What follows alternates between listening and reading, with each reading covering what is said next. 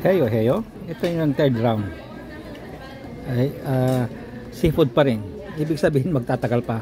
Mga ilang round pa kasi seafood pa lang eh. Pangatlong ayuda na seafood pa rin.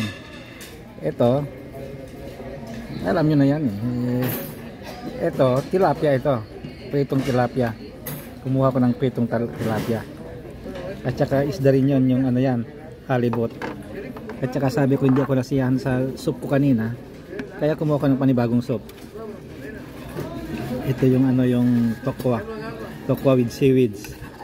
Tikman ko kung hindi ako masisiyahan nito, kukuha ng panibagong ano, klaseng soup.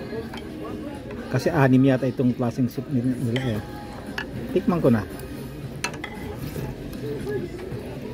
Pwede na. Pwede na. Pwede nang hindi tikman yung iba. Ito na lang. Hanggang dito na lang tayo sa ano, sa tokwa at saka seaweeds na ano, soup. Okay na. Third round. Seafood pa rin. Okay. Bye-bye mga katig. Tuloy ang lamon.